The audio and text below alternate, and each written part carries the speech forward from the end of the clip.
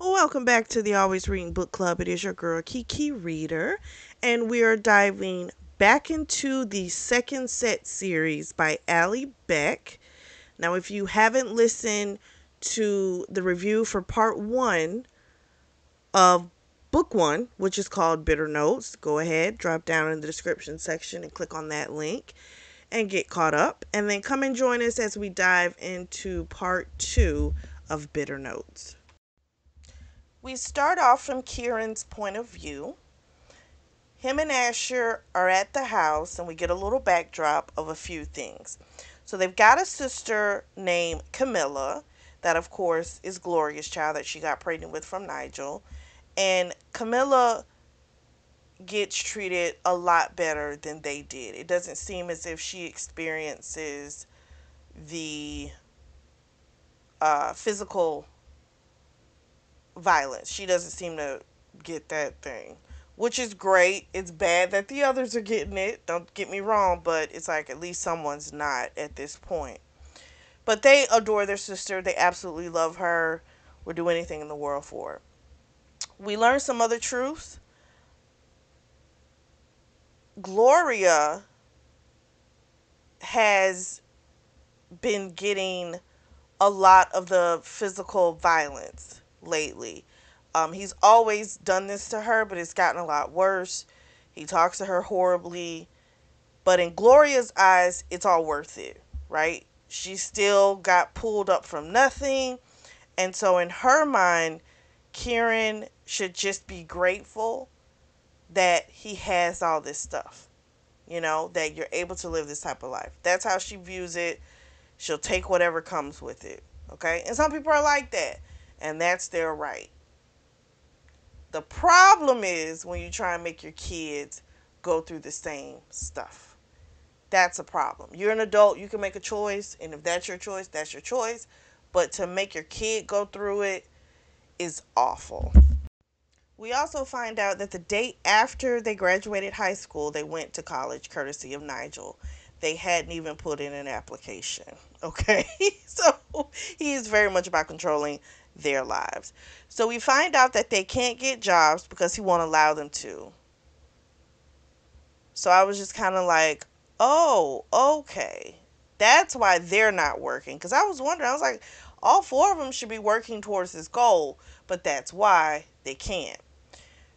So Rad and Calum, the stuff that they do on the side, we know Rad, does bike racing, and our boy Callum, he invests in the stock market.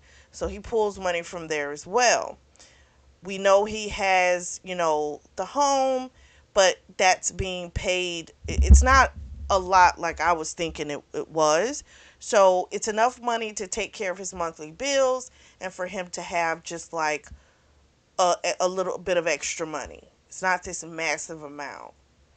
So they're hoping that in a few months he'll be able to sell it so he can help fund the dream. Because at this point, they're just like, whether we get the invitation from the Battle of the Bands at the Casey Club or not, they'll have their degrees, and that way the minute it hits their hand, they're out of there. So they are just determined at this point. They have reached that expiration point has arrived where they can no longer take this, and they are leaving. So the guys are outside, and the dad is like looking down at them from the window. And their sister, they call her Cammy, she's outside and she's about to go to a friend's house. She always lights up when she sees her brothers. And again, she doesn't experience the stuff that they experience. And so you can tell he just has an issue with people being happy, because when she sees her brothers and she's all happy, he's like, well, hurry up, go ahead, go to your friends so you can get back. Like, he's just an awful person. That's what it comes down to. Even though they were asking about her schoolwork and stuff like that, but it's just, that man is just awful. There's still high expectations on Cammy, like she gets her straight A's and things like that, but she's still it's still awful that she has to, like, she has like two probably the worst parents. Nigel's awful and Gloria's awful too. Like, poor thing. So then Karen starts thinking like, dang, the guys haven't checked in with us. We haven't heard anything from him. Like, what's going on? That's not normal. So before they leave the dad's, he tells them, because I'll say the dad's house because it's his house. He rules that place. He says, remember, dinner's at 6 o'clock sharp. You better be here or I might have to stop letting you be in your little side project. So now we see, of course, there's that manipulation, that control that he clearly uses it over them to keep them in line. So they go to Callum's, and Callum and Rad's house, normally when they go in there, they're playing video games or something, but the TV's not even on. It's eerily quiet. So Asher goes to check the boathouse to see like maybe they took the boat out, but still it's hanging up. So then Karen's like, let me go upstairs. Long behold, he opens the door. He sees them all there, but they're asleep. So here's the thing. He's happy to see his friends happy. They're crazy about her. They would do, it seems, anything for her. It seems like they share that same sentiment that he does about her. That whole protectiveness, and she's mine. And, you know, they seem to all share the same sentiment about her. So for him, seeing them all together on the bed, it's just like, it makes him happier. And he never imagined that he would really be that way. But for him, that's just how it feels. But at the same time, it's this weird thing of, because remember when he would say she's mine. It's just kind of like, for me, I'm wondering, is this really going to be okay? Or is there going to come a point to where you feel like, I can't share her. Like, she really is mine and I'm not going to share her. I just wonder, gonna rear its head. You know what I mean? I wonder. So they're ragging on each other. Asher comes in. He's like, let's go. We got important business to talk about. So they give her a shirt and some sweatpants. They go downstairs. Asher tells them everything that's going on with trying to get into the Battle of the Bands at the KC Club. And they're like, we got to get to a studio. We need to try and start recording music. We've got to get our social media followings up, engagements, and all that type of stuff. We need to get that up. And so our girl River is like, I know a guy at Central Community College. And so the look on their faces is like, what do you mean you know a guy? So again, they've already got this terrible possessiveness with her already. So then she says, no, I know him because he's from high school. He's a part of the music program, and he can get us in. Well, let me say correctly, get you guys in. So he's like, they're like, okay, like, wow. You know what I mean? Like, you got to think, all this time, they haven't even been recording any music. So I'm just like, well, what the hell have you been doing? Like, just doing band practices? Because if this is the dream, like, what is really going on? And so River kind of says to him, listen, I can help you with this. I can get you booked at more clubs, have you booked at Dead End more. She's like, I can help you this way, because I do have contacts that I've worked with at different venues and stuff like that. She's like, but I don't have contact with my family. So if that's what you all thought you were going to get from me, it's not going to happen. But I can help you this way. Her only thing is she wants to come with them. She's like, when you leave for California, I want to come. They're all cool with it. So, you know what? This band meeting would not have been as good without River. Because they've been trying to, like, I don't know what kind of ideas they've had, but it's like, here she is. She's going to help them with their social media as well. She's pointed them in the directions to record music, to get more exposure, get them more gigs, like all these types of things.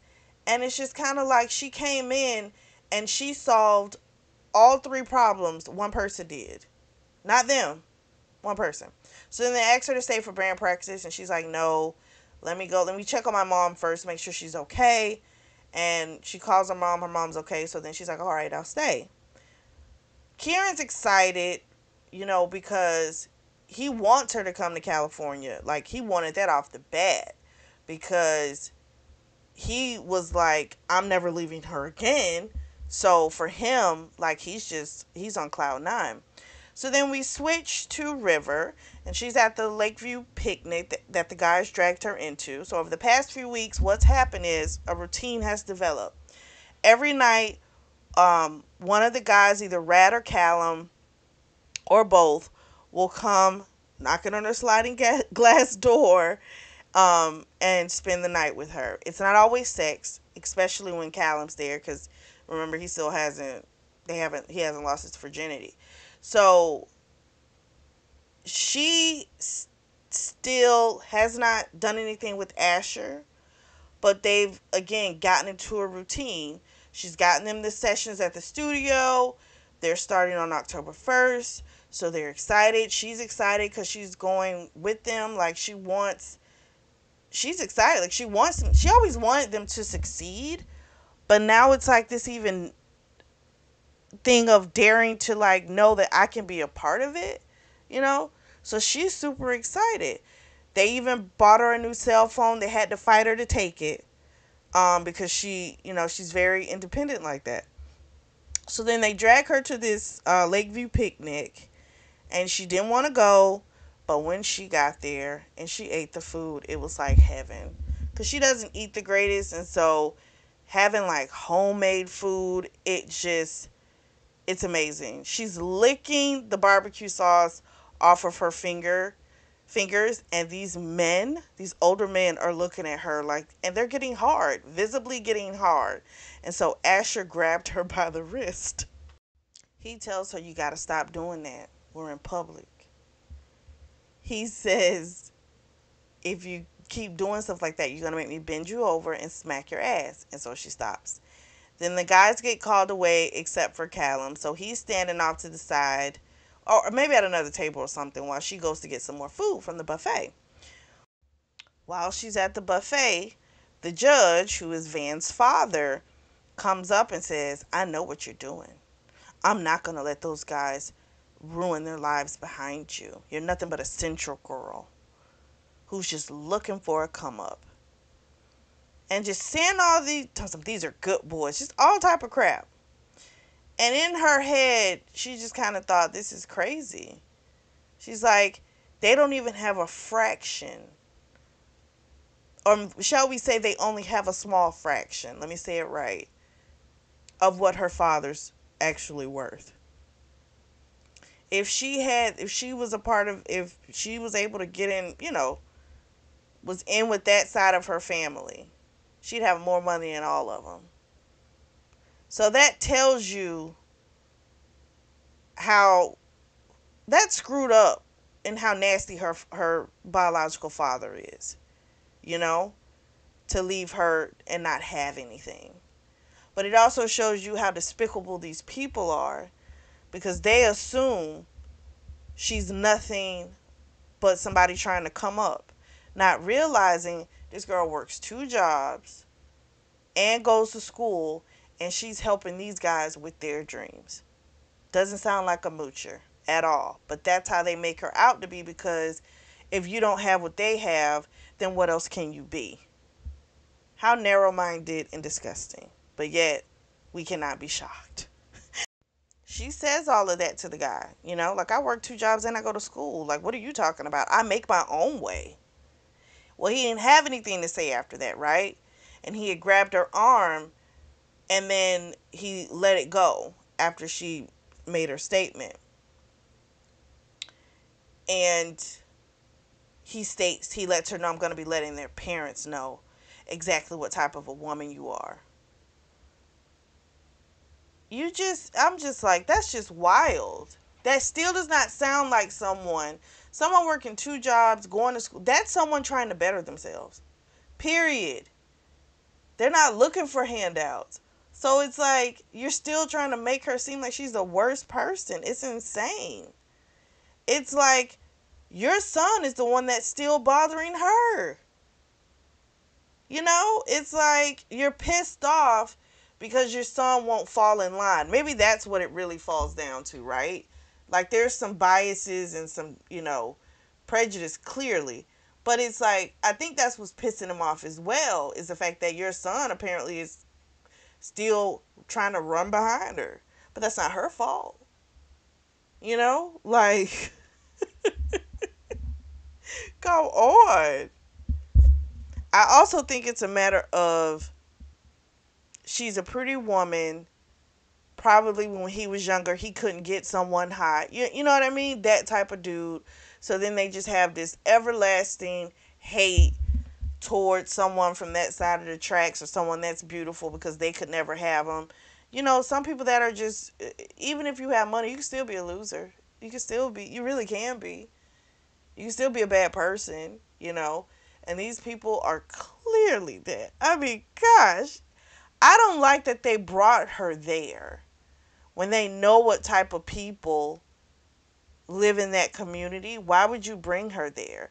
Because now it feels like, okay, are you trying to piss them off? But that's for your pleasure. But then that means she's gonna get treated bad. She doesn't deserve that.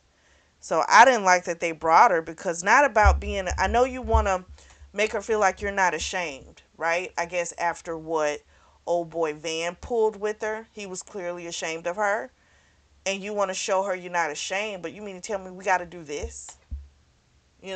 There's other ways to do it without doing this, putting her in this type of situation.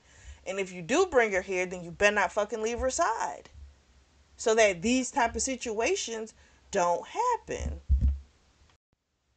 Callum comes over, they go for a walk, and she asks Callum, pretty much how does he like living in the house? Like, how do you do that? He hitched a little bit with his breath, and she, of course, told him, if you're not comfortable, you don't have to tell me. He told her, no, no, no, I need to talk about this stuff. I want to tell you everything, is what he says to her.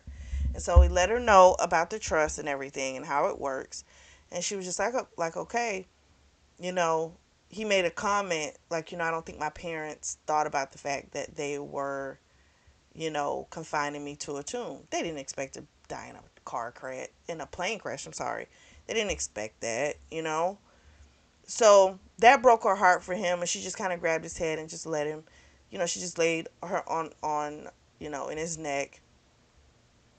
And the crazy thing is, she has a mother, but these guys have probably been more amazing to her than her own mother. Kind of have been. They have been there for her every step of the way, whatever she needed. They really have been. And her mother is kind of not. She kind of describes how her mother had to, the neighbors, Miss Corinne stepped up, you know what I mean, to help out with her because the mom really wasn't the greatest. So I'm just saying. She's also looking at the fact that Van never took her anywhere, which basically lets me know you were dick and pussy. He couldn't have felt too much shit. But these guys coming in and want to show her how much they feel for her because they want to help her, because they see that she works hard, and they want to try and make the load a little bit lighter for her. And she knows she's going to have a decision to make, because if she goes with them, she's leaving her mother. I don't know if she can do that. That's the way she's built.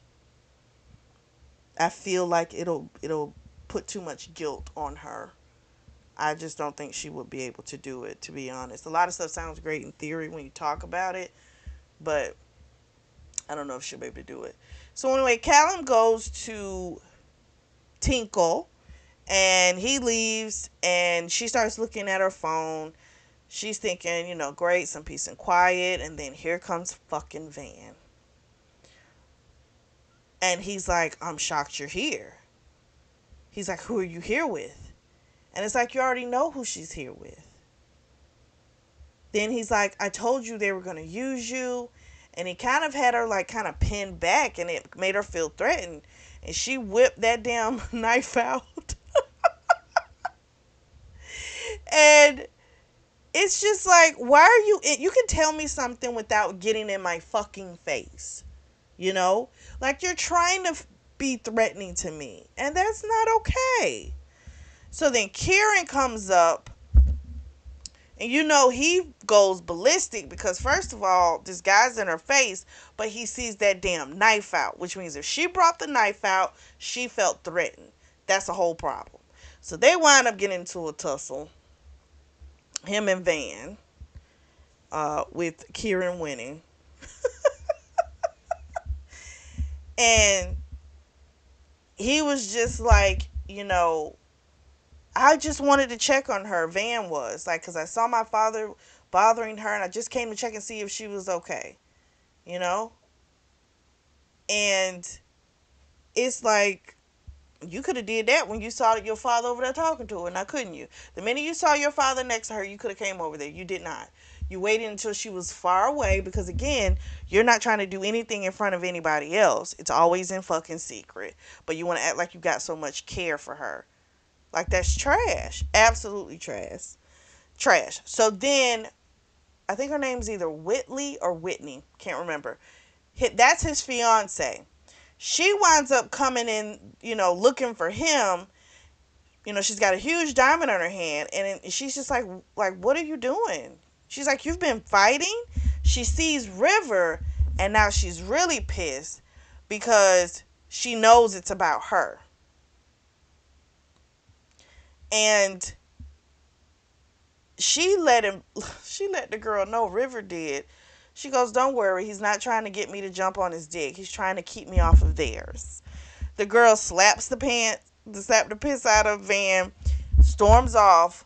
But that's what should have happened because, you shouldn't be concerned about what I'm doing. You're supposed to marry someone else, and you're worried about what I got going on. That's a problem. So I'm glad she said it to the girl. She just didn't let the girl come in there. Hey, what's going? She let her know. No, he's still concerned about what I got going on. That's the problem. So at that point, she's ready to leave. Her appetite's ruined. Um, she's done. It's like, get me out of here. But before they can leave, come to find out, Nigel Montgomery has requested for them to do a performance. We switch to Asher's POV and we find out how this little performance request came to play out. So Asher's father, Nigel, called him into his office, threw him on the floor as soon as he came through the door, and is like, why did you bring that little whore here? He was like, we have a reason that we don't want whores like that around. The only reason whores like that come around is so they can get pregnant to latch on to you. So apparently that's what Gloria did. Gloria got pregnant. That's how he married her, X, Y, and Z. And clearly he hates her too as well. Anyway, she didn't get herself pregnant, right? Like, you helped in that process. But anyway, I digress. So then Ash winds up telling him that we're using her because of who her father is. Tells him who the father is. This, of course, intrigues Nigel. So, of course, this man has so much money and power. Oh, this is the proximity. Like, oh, I need to know who this is. So, he's like, okay. Well, our neighbor Susie, she wants you all to throw a performance. Don't you dare embarrass me. So that's why this performance came about, right? Another issue Asher's having is that he's afraid of leaving his sister Camilla. Camilla has witnessed them getting the crap beat out of him, but again, I don't think she's ever herself experienced it. Not yet, because with somebody like that, it's just a matter of time. Because if he already hitting on the mama, it's only a matter of time, right? So here's the thing: if they're gone, somebody's got to take the hits, and it's not just going to be all on Gloria. It's going to wind up being on that little girl too eventually. So Ash is trying to figure out a way to get Gloria out, even though Gloria ain't shit and he don't like her. But he is trying to figure a way to get Gloria and Camilla out of there. So they do the performance. We find out that our girl River has set up a clock talk, I think it's called, which is like TikTok. And he asked her to film it, but she was already going to do that. And the performance, she puts it up. Guess what? It's had over like 1 million hits, views, 40,000 comments, blowing up. This is what they needed. They needed to get that social media up, so it's working. She's got their other social medias linked to it, so she's awesome. Okay, so the other problem he's having is he's very much attracted to her. He very much wants her, and she has an effect on him, and he's gonna wind up doing something about it. It's just a matter of time. So he gets a text from her. This is a little later on, saying, "I need you guys." And all of them are like, "Oh, we're coming." And then she does the whole, "Don't worry, no, no, no, don't worry about it." And this pisses me off because, first of all, you don't text nobody that shit. You know? If you text someone, "I need you," something's going on. That's why you text it. Don't do that. No, no, no. Don't do that. I don't like that. I don't like that. I don't know if, it could very well be because she's so independent, she doesn't want to ask for help. But you felt the need to hit send on that fucking message. You don't back away from that. Because now you're torn with people and people don't know what the fuck going on. But Kieran, sure enough, he's like, "Oh no, that's not going to work. We're coming. We're on our way." That's it. So that pissed me off. But anyway, when they pull up, there is music blasting, people stumbling around outside. We switch to River's POV, and this is what happened. So the guys come in, they're ready to tear someone's head off. It's not the Bradley guy, it's Van. Van is sitting in the booth with one of his friends drinking. And so what happened was, after she sent it, she felt stupid. But again, that's why you don't send certain texts. You better know what the fuck you're sending. So Van makes her feel uneasy because it's like, "We just had an altercation earlier. You're supposed to stay away from me, and you keep coming around." So they told her, like, if you didn't, if you feel uneasy, you let us know. You know what I mean? So then Van comes up to the bar, and he was getting like some beers or whatever. And Rad makes sure he says something about how he loves drowning in her pussy. Well, Van doesn't say anything, but he balls up his fist, so they know he heard. She goes over to him and she's just like, "What do you want? You didn't come here all the time that we were supposedly together. Why are you here now?" He's like, "I told you before, I'm just looking out for you. I don't trust those guys, X, Y, and Z." She's like, "Fine. You don't need to worry about me. You can go." She thinks Van might have been outside one of her window a night or so ago because Callum was already in the bed, but there was like another knock, but she could tell it wasn't Rad, you know?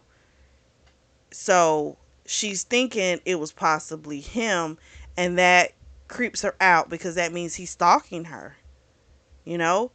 And he says to her, "Well, I'm just trying to keep you safe. And if that's stalking, then that's just what it is."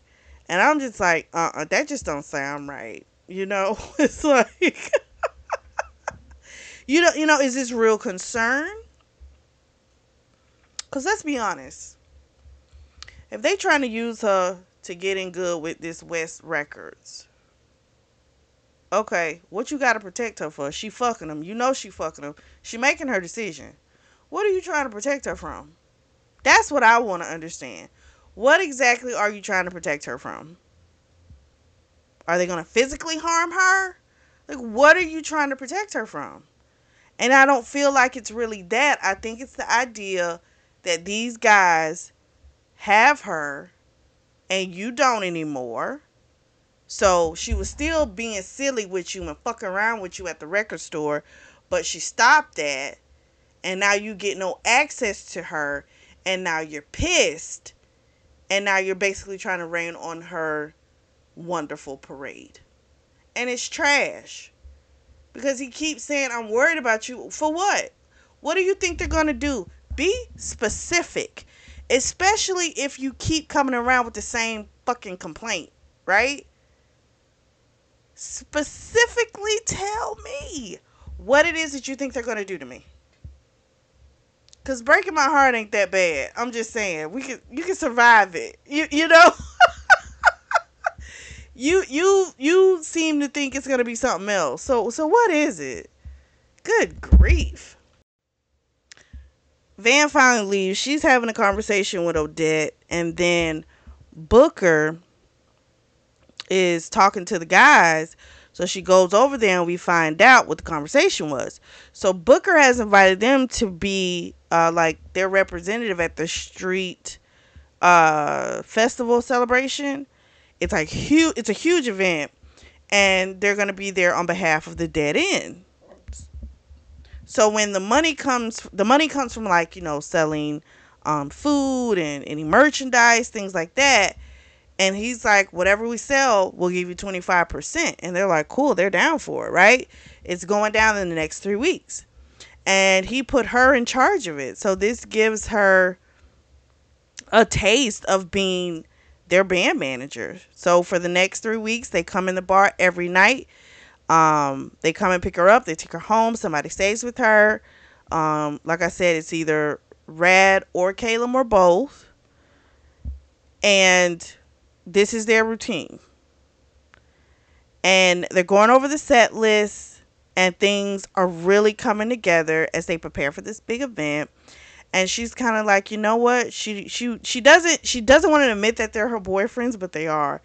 They act like it, That's what they do. So even though she hasn't, fucked Asher or fucked Caleb, the way they treat her is like they're in a relationship. They're her boyfriends. So then it's the day of the event. They're getting everything ready. It's a lot going on. There's going to be thousands of people here. So it's a huge event. She's made merch for them. And so Asher comes up behind her and tells her, you did good. And she's like, thank you, Daddy. And he told her not to say that because something was going to happen to her. But she wanted whatever he was going to do. So she keeps pushing him. So then Rad made a shirt that was just for her that said property of whispered words. And they had to fight her to put it on her. And our good bitch Tessa is there with her friends. She's in the front row. They've got their signs up. It's crazy. They, of course, are looking at River sideways because, they hate her. And so it's wild. So then she's at the booth, River is, because she's selling the merch. Tess comes up and she's like, bitch, we want that shirt. And she points at the one that she's wearing. And so River says, well, you can't. It's only designed for their girlfriend. And she's like, are you kidding me? And she's like, no, I'm not kidding. I'm their girlfriend. This is the only shirt. Now you can buy these other ones. So her friend, whatever that heifer name, I think her name was Sarah, she pays for the shirts. And Tessa snatches the bag and she's like, they're just fucking with you right now. But once they're done with your diseased ass, they'll come running back to me. I can guarantee it. And River's like, yeah, I doubt it. So Tessa storms off. The guys start singing a song that they wrote called Roaring River. And the look on Tessa's face is one of, are you fucking kidding me? And River is just like, yep, like I told you, they're mine. I'm like, this is wild. They have a wonderful performance. She gets great footage. She even goes live, streams it. It's great. They even do an encore because the crowd kept screaming more, more, more. So then afterwards, she goes backstage and Tessa, I think she lives in a world of delusion. She comes back. She grips Kieran's neck, pulls him in for a hug. He, of course, is pulling away from her. And she's like, oh my God, you guys were amazing. All this type of stuff. She's like, I brought shirts and just trying to talk to me. She's like, I'm throwing a party. You guys can come back and maybe we can do what we did before. And Kieran's like, that's not going to happen. Ash is like, no, like you need to let it go. She looks so disappointed because it's like they really do belong to River, and it's pissing her off. And so she winds up saying, when you guys are done with the trash, to come and find a real queen. So they leave, and then they tell River it's time to go on the rides, the Ferris wheel. And so they're like, at the top, you'll have a whole view of the city. She didn't really want to go, but she went. Well, they get up there, and it stops.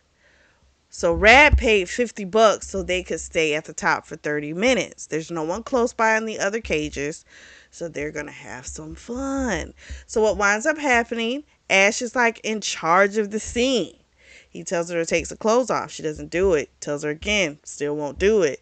Tells Rad, take her clothes off. She lets Rad take her clothes off. He takes the panties off, gives them to Asher. Asher takes the panty, uses them to stroke his dick. Then he pretty much directs the scene. And Rad fucks her in the pussy while she's, sucking Caleb off. And after she swallowed his cum, then Rad nutted in her. Kieran wanted to fuck her, so he fucks the nuts in her. It's just full of nut. And I'm like, wow. But they're not done. He tells her they want to go back to their place and have some more fun. And it's wild because Rad is kind of pissed because not pissed, I said it wrong. This was kind of crazy to me. She still has like cum dripping down her leg. And he said something like, no, it was Asher that was kind of pissed off. I said that so wrong. Asher was like, it's not fair, I didn't get to fuck her. And they were like, the night's young, basically. I'm just like, wow, that's a lot. That's a lot. We fast forward. It's the actual event they were doing at the Dead End, which was like a couple of weeks later. It's packed. Tessa's there, of course, again. She has this interaction with her. Tessa just doesn't get it. Tessa is delusional. She's convinced that she's going to be with these guys. She really seems to like Asher. And it's like she feels like she's supposed to have them. Like she's entitled to them. They're just going through a phase. That's the way she treats it. Wild. But anyway, they perform. And these guys come up to the bar to get a drink. And they ask for her drink and a number. She gets them the beers, but she says no to the number. They don't want to take no for an answer. Wind up grabbing her arm. She takes out her knife. She has to dig it into the guy's finger. He's still holding on. And Ash comes over and he's ready to fight, but she won't let him do it. She says to him, don't. It's okay. Let it go. Bert, who is apparently the security, I guess he ain't shit. But then again, when he was looking at her to come over there, she told him to stay back. Well, that's your goddamn fault. Don't be, again, here we go with the bullshit, telling people, no, I'm okay, I don't need any help, I'm okay. No, don't do that. These are dudes that are coming that are not taking no for an answer. Bitch, you got to break out your knife and they still not letting you go. You don't tell nobody, no, don't come, I got it. Bitch, you ain't got it. Just fucking crazy. But she makes it out like Bert, doesn't really help. He doesn't do his job too well. Like, too many incidents have happened and he's nowhere to be found. And I'm like, okay, now if that's what's going on, then yeah, do something about it. But when it comes to this, you told him to stay back. So that's on fucking you, not him. Or I guess he's supposed to do what you want the boys to do, which is override what you say and still come over there. And because he doesn't do that, he's not a good security. Now, he probably isn't good security. You know what I mean? But you got to stop saying you can handle stuff when you can't. You got to stop lying. That's my whole point. Bert eventually gets the guys out of there. Asher goes back on stage. They perform. Is the performance is over. She's cleaning up. Odette's there. And River's like, I'll take out the trash. And Odette was like, I'll do it. And she's like, you're the manager. She's like, I still know how to get my hands dirty. So she takes her ass out back, throws in the trash. It's always been very eerie in the alleyway, you know? And sure enough, boom, somebody knocks the shit out of her, and it's fucking Bradley. He was about to RAPE her again. And someone comes out and they're like, oh my gosh, she's bleeding. Something's wrong. And then all of a sudden she took out that knife because she was like, oh no, this is not going to happen, because it felt like it was going to happen again. She took that knife out and she just started fucking jabbing and jabbing, and then everything goes black. Now this is me shooting a theory. I feel like this was a setup, because Van stopped coming around these last few weeks. He stopped coming. It's like, I guess he saw the guys were going to be there every night. He stopped coming. And then this attack happens. I want to say this is the first night that he didn't come. So then this happened. I don't know. I could be wrong. But that's just a hell of a coincidence. So anyway, we switch to Asher's POV. Odette comes back. She's trying to find River. He's like, what? I thought she was with you. And the guys are like, nah, what do you mean? I thought she was cleaning up. She's like, well, she took the trash out. Kieran leaps up. He's like, she took the trash out at 1 a.m. And Odette's like, she's a big girl, you know?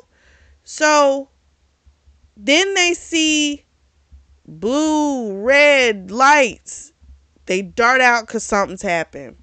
They see Van out there looking all pale and frightened. And our girl River is getting put on a stretcher and she is not awake. They see blood. Poor Callum.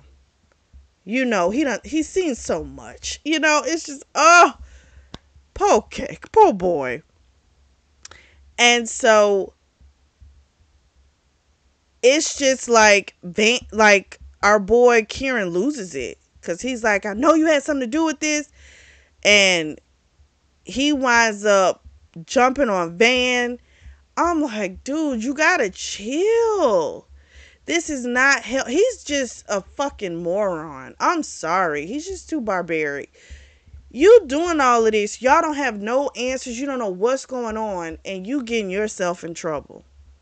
This is absolutely stupid. And sure enough, he gets arrested. Right? Because you just assaulted somebody. Because the boy Van had been whispering some shit into the officer's ear. You know what I mean? I'm quite sure he told him, you know, my father's a judge and all this type of shit. And then here you go doing this bullshit. It's like, how is this helping River? This isn't. At least know the bitch did it before you fuck him up. I'm just saying, you know? So they eventually tell her she's going to Central Memorial Hospital. And then after that, Asher's like, he's got to go get fucking Kieran out of jail. They've got bail money at the house. They don't want the dad to know anything about this shit. So they take Odette. They're going to take her to the hospital. And it's just it's fucked up. He knows he's fucked up too, because he admits to himself he is in love with her as well. Asher is in love with her. And this is a mess. This is what he was thinking was going to happen. Something was going to go down. Something's going to drive a wedge between them. It's just a matter of how long it's going to happen. And he is just like, he loves her, but he can't allow it to break up the band, the family. We stay in Asher's POV. They finally get to the hospital after he gets Kieran out of jail. Kieran's still wired, ready to beat up Van, because Van's ass is sitting in the hospital. He looks terrified, but he won't leave. Oh my gosh, Kieran is just stupid. Anyway, so he's bothering him just seeing him there, you know, and it just makes him enrage. And that, I don't know. He's got to get it together. So anyway, Asher winds up going over to Van, telling him, you need to leave. because otherwise he's just gonna crush your face in, just bash it in. You need to go. Van is like, I want to make sure she's okay. She's mine. And he stops. And he's like, how do you think Whitney or Whitley, I think it's Whitney. We'll go with Whitney. How do you think she would feel if she knew that you keep tabs on River? And let him know that either he leaves or he's going to send an email. And that's what gets his ass up out of there. Now, Asher did tell him, like, I'll send you an update. I'll let you know, how it goes with her, you know. So then Asher sees the police come in. They're coming to check on someone who came into the hospital with stab wounds. And so Asher's going, I bet this is who the hell attacked her, you know? So then Odette comes out, tells them, she's roughed up, but she's going to make it. She is alert now. So Asher looks and sees that it's Bradley in there. And then when they go in the room with River, he says, tell me the truth. It was Bradley, wasn't it? And it all comes out.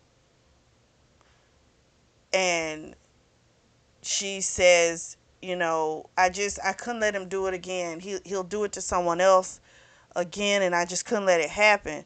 Now, Asher already caught that something was up when it came to Bradley. He just didn't know what it was. He remembers Bradley bragging about doing stuff to someone, but he didn't know that it wasn't consensual. And so now Kieran realizes it was her, and he's ready to explode. It's just so much. Oh my gosh. So the boys, Asher and Kieran, they've got like a 3 a.m. curfew, and it's 9 o'clock p.m. the next day, okay, when they leave, because they weren't going to leave River. And so when they come home, Nigel isn't there, thankfully, but Gloria's ass is there. And so Asher's about to go to sleep, and Gloria comes to him and offers him a deal. She knows whatever they were just dealing with, it has something to do with that central trash girl. And so she tells them this is the deal. She'll help them leave. She's got like $5,000 to the side, because the father keeps track of everything. So the fact that she's been able to sneak this to the side is a miracle. Okay.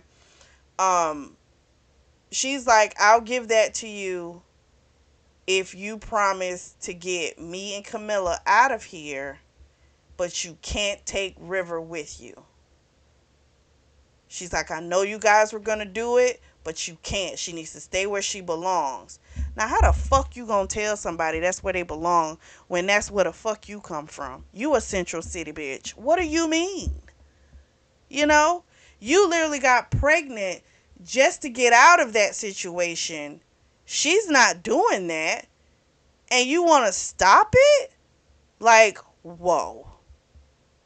And again, I wonder if it's a thing with watching someone love on somebody and you've never had that and wanting to take it away.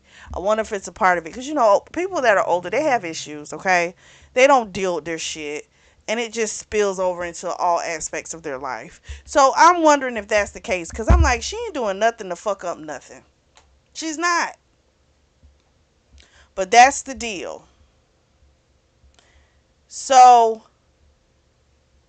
he wants out. And so therefore he's desperate. He's desperate to get away from his father. And I understand that. But there's gotta be another way. But this is gonna be his backup plan. I'm like, all right. We switch back to River's POV. She's been out of the hospital for about 5 days.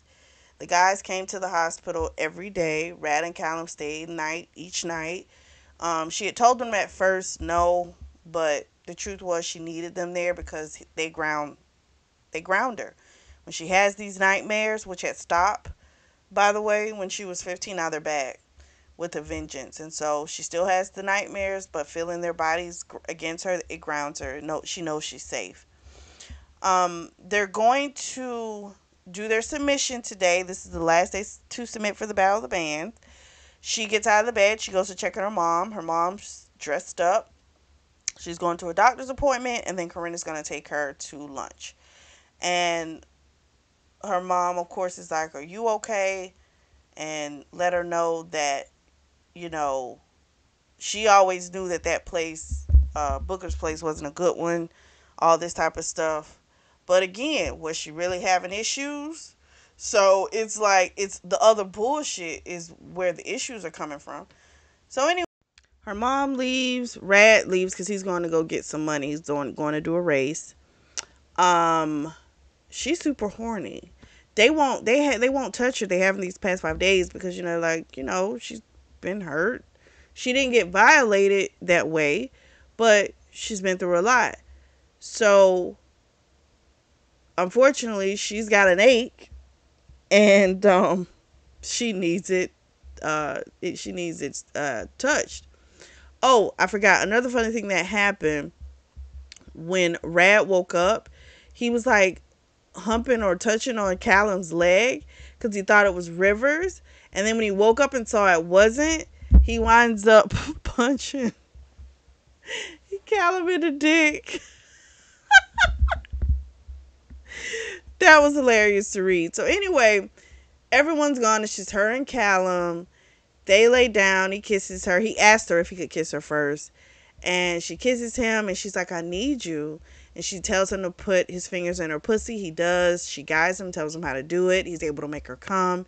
And then she tells him, like, "We can do whatever you want." And he was like, "I'm ready." And she's like, "Are you really ready?" He's like, "Yeah." He's like, "I've dreamed about this. I wanted it to be you. I just wanted it to be a wonderful moment, right?"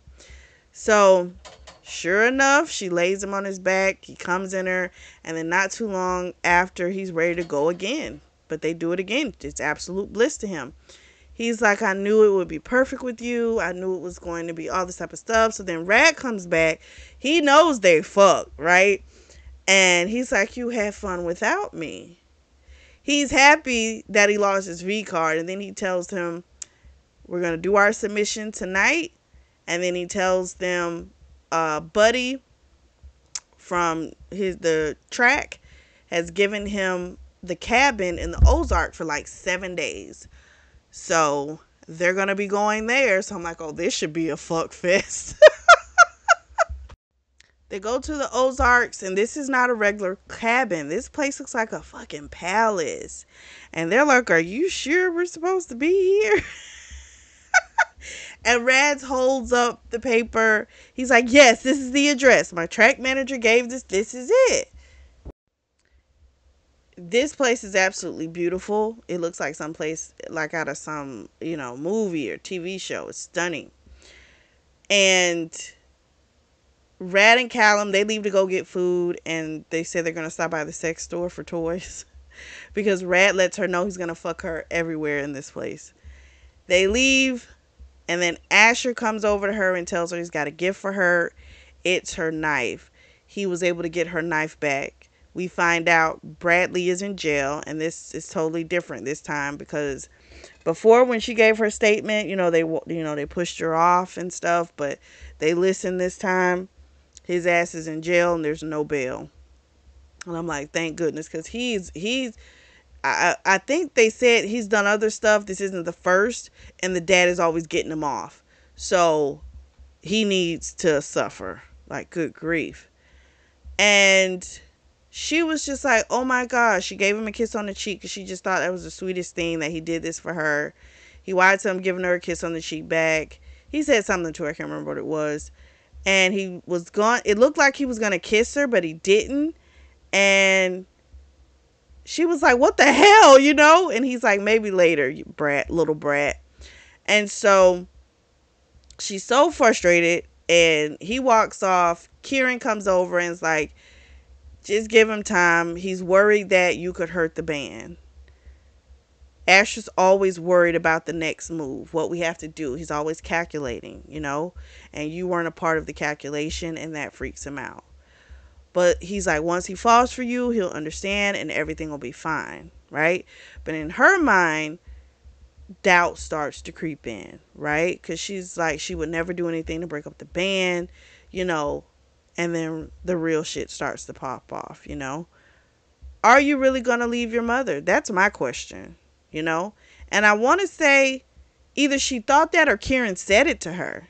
Like, are you going to be able to do that? And she's just kind of like thinking she doesn't know, right? It sounded great. Going with the boys, doing this big thing to California. She always wanted to go there, like living the dream. But reality, bruh, like, are you really going to be able to do this? So anyway, the guys come back. They've got a lot of tequila. Asher's like, I thought you were going to get food. Rad is like, tequila makes the panties drop. And Asher's like, she doesn't need that to make her panties drop. Like, seriously. But they've got steaks and stuff. So they grill. They get in the hot tub. They watch movies. They have a nice time. And also, I forgot, Kieran read, not read, Kieran made a comment stating that they would wait for her. That will postpone their dreams for her, basically. And Asher does not like the sound of that shit. For the next 6 days, it's a whole fuck fest. They fuck everywhere in the house. The only person who hasn't participated in the fucking is Asher. He's always on the side. He jacks off while watching the scene and shit, but he will not fuck her. So she's reached a boiling point because she's like, I'm going to have him. Like, he's got a break. So he's drinking, and she's decided she's going to break him. But he's already broke, I think. So he starts demanding her take her clothes off. She does that after a few times of him telling her to do it. And he has Callum get some lime, some salt, and some tequila and puts it on her, holds it, and licks it off of her and all this stuff. And then the guys do it on her as well. And then finally Usher's like, her pussy's mine. So he starts eating her pussy. She comes crazily hard. And then he tells her to turn around. I'm going to fuck you now. And he pounds into her. And then the other guys, he tells them, like, basically, y'all can fuck her. And then after that, I'm going to fuck her again. So then he's like telling Kieran, he's like, you're going to fuck her in her ass. And Callum's going to fuck her in her pussy. And at the same time, Rad is going to put his dick in her mouth. And that's what happens. And so then after Callum comes, then Kieran comes. And then Rad comes in her mouth. And then Asher comes again. And he fucks her and comes in her pussy. I'm like, okay. Now, Rad ate her pussy again. Now, this was before they started the scene again. Rad ate her pussy even though she had, like, Asher's cum in her. And I was kind of like, okay. I guess if y'all sharing, you should be close enough. I guess you'll do. It is what it is. I don't know. I don't know. But all I could think about is she's on antibiotics. And I know that antibiotics knocks out the effects, like, of birth control. So I'm like, this bitch gonna wind up getting fucking pregnant. I don't know, but I feel like that's what's gonna wind up happening. It's got to. Too much nut has been spilled.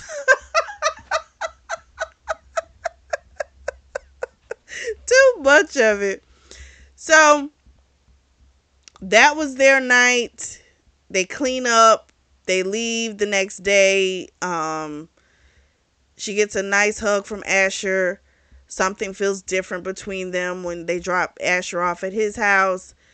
And it feels like he's going to say something, but he doesn't. He leaves. They leave because they drop him off.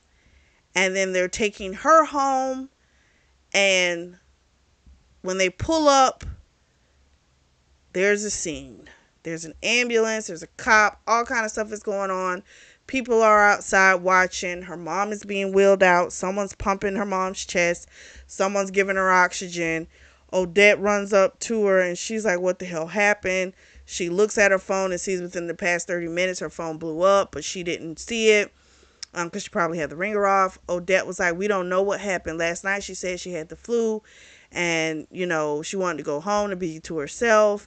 And some kind of way when they went over there, she was barely conscious. And so they're taking her to Central Memorial and her boys are following.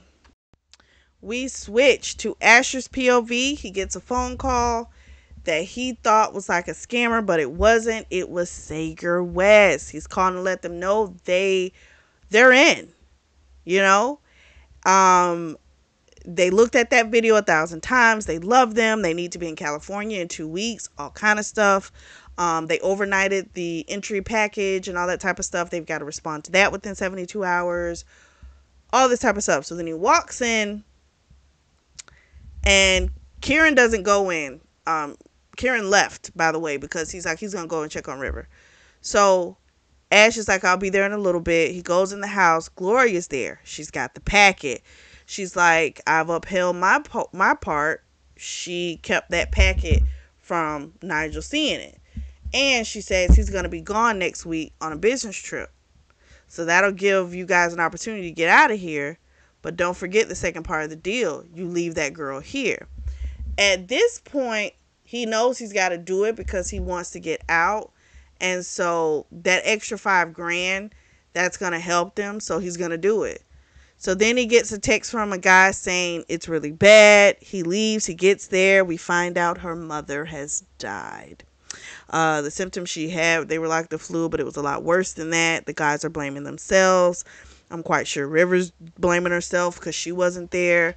Some information he received when he was talking to Gloria at the house was that apparently Gloria was talking to, I guess some kind of way she said something about Donovan Drake has some information that could keep you guys away from her for good. So he messaged Van and was like, we need to talk, you know. So he got no response back from Van. But he knows that guy's going to message him back. You already know. So then Odette comes out. We switch back to the hospital. Odette comes out and she's like, she just needs a couple days. You know, this is what she does. X, Y, and Z. So then Asher goes, okay, this time he's going to have to put the final nail in her coffin. So he drops off Odette, takes her home, drops the guys off, and then he goes to Van's house. Van gets in the car. We learn a bombshell. Van was the one that actually set up that whole thing with Bradley so that he could look like the hero. So he fucking sent Bradley to do that shit to her. He's fucking psychotic. And the action itself is psychotic, but it's just really? And Van says she's been mine and all this type of stuff. And basically they came along and he feels like they took her away from him. And that's why he did this shit. I'm like, this bitch is crazy. There is something seriously wrong with him. So Asher is like, send me the videos that you have, because he pieced out based on what he was saying. He had videos. I guess he had found that out. He's like, send me whatever you have. I'll take care of it. And that way he can get the guys out of here, because her mom just died. And so he knows they're not going to want to leave her. Even though I'm just kind of like, wouldn't that be the perfect situation for her to get the hell away? You know what I'm saying? But he's got a different idea. So he tells Van I'm going to text you. And when I text you, bring her some dinner tonight because her mom just died. And this way you can swoop in and you can be there for her. I'm like, this is so horrible. But with him, he's always going to choose the band over anybody else. He's going to choose getting the hell away from here over anything.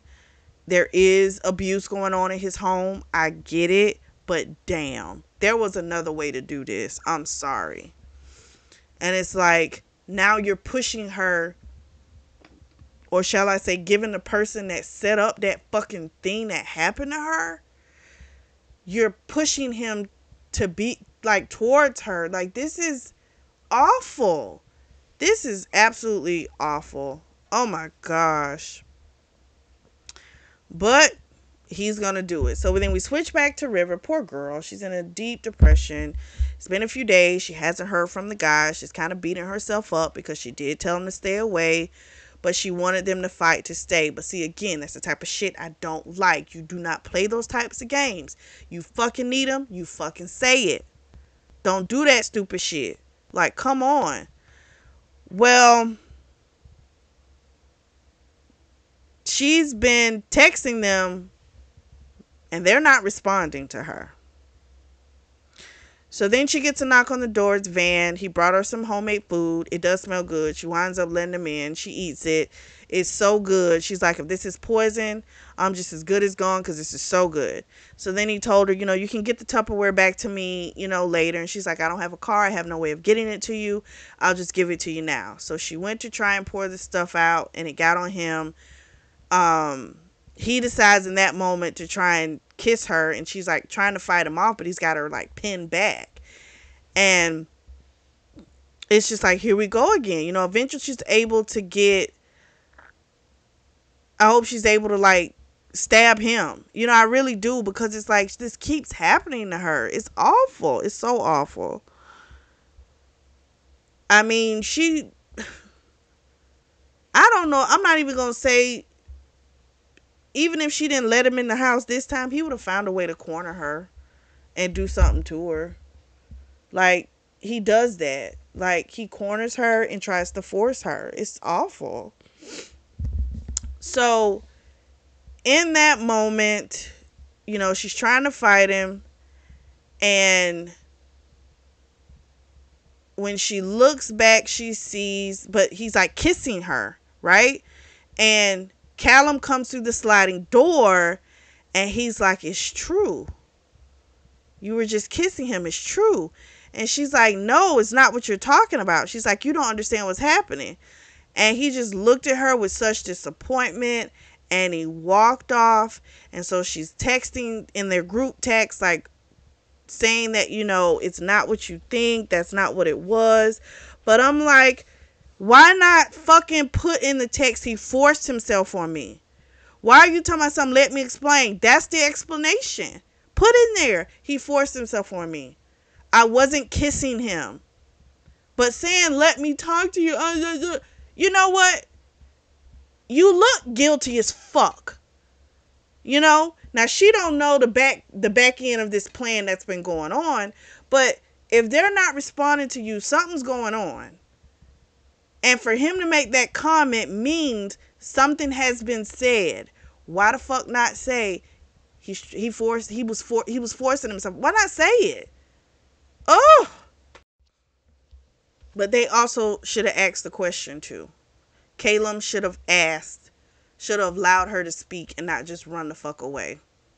That's what should have happened. But however, that's the thing. Van also told her that they got into the Battle of the Bands and they hadn't told her, and she's like, no, that can't be. Like, they would have told me. And Van is like, I told you they were just going to use you and all this type of stuff. And he's like, if you ever need me, I'm here, and all this type of stuff. And she's starting to look at him and realize he is a sociopath. Like, something's wrong with him. Something is really wrong. They used her to create all this stuff, and now they're done with her. Funeral happens the next day. The guys don't show up. Van's ass shows up, but the guys don't. Couple of weeks pass. We find out that it's past December 15th, which was the day of the Battle of the Bands. They have blocked her on all social medias. They've changed their passwords. She can't get into them anymore. I think she made like a fake Instagram or something, and so she was able to see their performance. They were amazing. She didn't keep looking to see if they won. She went over to Caleb's house, nothing. No one came to the door. Odette drove her over there, and it's like, this is fucked up. And Odette is like, I thought they really loved you. Like, the way they looked at you. She's like, I don't get it. And River's just getting upset, and she's like, I need answers. I deserve answers. And so she's like, she's gonna go. And so she goes by her car, and there's a note on it that says, stop fucking walking. And when she opens her door, it's clean and it cranks right up. So someone fixed her car. I'm going to go with, I think it was Asher that did this, because that's what he used to say to her. So I think it was Asher, especially since he knows she's not guilty of the charges, you know? So maybe he did that because he feels bad of what he put into motion. But I don't know. We find out Callum is selling the house because when she goes over there, Gloria's there and is talking to the realtor. We find out they did win the Battle of the Bands. They got the record contract. They got the $1 million. She winds up telling Gloria that she is pregnant, and she needs to talk to them. What she discovered, by the way, I didn't mention it, but when she was talking to Odette, that's what it came down to, and that's why she got so upset, because it was like she took all these pregnancy tests and she's pregnant, and it's like they need to give her answers, right? Because she didn't do this by herself. So she winds up telling Gloria about the pregnancy. Gloria calls and is told that they want nothing to do with her, and she puts 4 restraining orders out and says that Kieran says to get rid of the kid. She writes her a check for $900. River rips it up, throws it at her, and says, fuck you, fuck all of you. She says, when you want to be in your grandchild's life, I'm going to say the same thing to you. Fuck off. And she leaves. And so at that point, she's like, fuck it. That's it. She's done with it. Um, they made the decision, and that's final. And I don't know, I guess it's how you deal with stuff, but I think if you go through those extents to not talk to me and I'm trying, there's only so much trying a person can do. I don't think you should just keep trying and trying, because all it does is prove that you care, and they're proving to you that they don't give a fuck. And so my advice would have been to, stop that shit from the get-go. Ah. So she leaves, and of course she's like, her and Odette, they're gonna love that baby so fucking much, and that's how it's gonna be. We fast forward 7 months, and we find out she had to leave the apartment that she had lived in her whole life. So her mom was the one that was on the lease, and so because she wasn't, they put her out. Thankfully, Booker has an apartment, a 1 bedroom that's above the record store, and he let her move in there. So she's been doing her classes. She took some over this summer. She's like doing this fast track plan to get her degree. She's working her ass off. Pregnancy is kicking her ass. She's getting messages every now and then from Van. He apparently is overseas on some internship, but it is what it is. So then Van comes in the store, and he's like, I just wanted to come and check on you and see if it was real, all this type of stuff. See that she was pregnant because he had heard about it. And he tells her, I didn't take the money that my dad offered me, you know, and I have money now. Like, we can be together and we can say that the baby's mine. And he's like, people will think that anyway. And she's going, how the hell will people think that when I ain't been fucking you? It's not possible for it to be yours. And she realizes again, he is a psychopath. He's delusional. And he tells her the guys took the money. Kieran took his mom's money so they could go out west. And he's like, I would have never done that to you, and all this type of crap. And this pisses her off because she realizes, yeah, they left me for the dream, but it doesn't matter. She still doesn't want Van. So eventually Van leaves. And there's a set of twins outside. And they come in and they say their names are Sager and Zeppelin.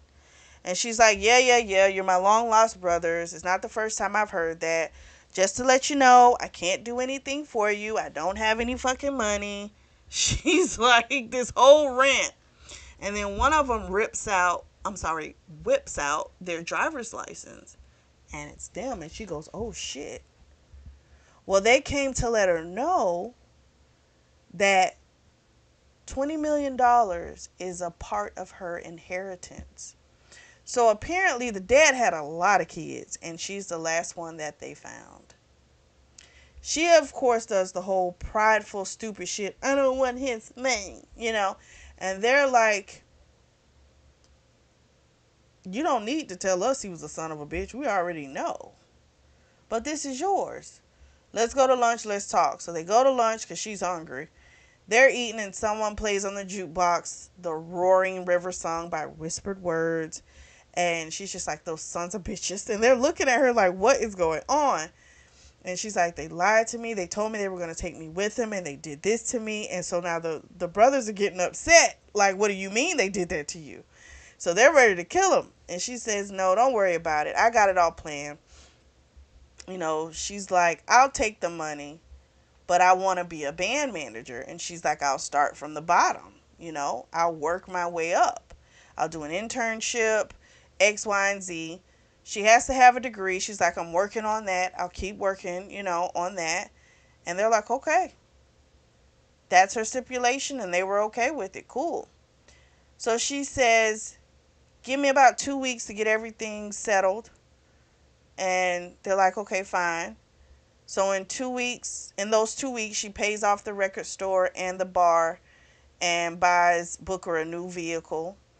For Odette and her family, she bought them a house, paid off their debts, and she'll take care of their monthly bills because that's her family. She's going to go out to East Point or East Bluff, I can't remember what it's called, California, something like that.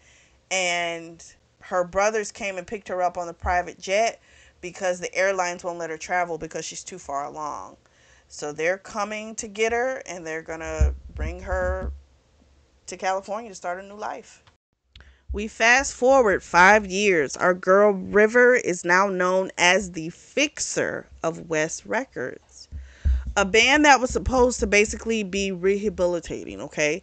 They moved into the band house, and they had signed these contracts saying, whatever the issue is they're having, they have to refrain from. So this band was called the Breakers. The lead singer had issues with drugs and women. Unfortunately, when she went over to the house, he was snorting cocaine out of the woman's ass and then fucked her. So when he was done, she clapped and she was like, pack your stuff. You guys are done.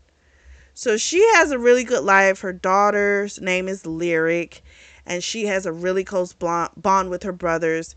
And her brothers her brothers they're in what is that? Is it polyamorous? Like, they're married to the same woman, and they have some kids. And she's really close to them, and that's been really wonderful that she has this other family. It's taking her a minute to get Lyric together because she's kind of hiding. And she sees Kieran on the television. She goes, Mommy, why is Daddy with another woman leaving out of a hotel? Daddy's a hoe. She goes, where did you learn that? And she's like, you know what? It doesn't even matter. She's like, you know what? That's his life. It's what he chose. So when she started asking questions about her father, she didn't lie. River just told her, what it basically was. And so the baby has the two different color eyes, just like Kieran. So biologically, that is Kieran's kid. Okay? So it's crazy because she says she has different characteristics like Callum and Rad and Asher. It's like their sperm combined and made her. So her brothers are telling her she's got to get in for a meeting. She gets to the office after dropping off Lyric, and they're like, okay, we got something for you. You're not going to like it, but we need you. She follows them into this conference room, and she sees them, and she goes, nope, can't do it, nope. They're like, they need you. They're going to implode within 5 months. Like, they're not going to make it. So she finally agrees to do it. She walks in. No one notices her at first. They're all looking at their phones. And then one by one, they see who she is. And their faces go fucking pale. And she says, I'm River West. I'm your new manager. Let's get started. And that's how it ends. Now we'll dive into book one, part two of Sweet Strings next week. What did you all think? I love this. This was awesome. It's so messed up that they left her, and they left her at the wrong time. You know, it's like she was on the brink of having this amazing thing happen to her, and they left her like she was a problem. And that's how Asher saw her. You know, she's going to create a problem for us, and their band is now gone to shit, which says a lot about the state of them, you know, that they're on their last leg with their record company. That says a lot. So this is so interesting. I really loved it. Um, I am blown away. I loved it. What did you guys think? Drop down in the comment section and let me know. If you are in the market for a beautiful notebook or journal, I do have those available, and the links are going to be available down below in the description section. Make sure you like and subscribe and share. And as always, I truly do thank you all for your support, and thank you for tuning in to the Always Reading Book Club.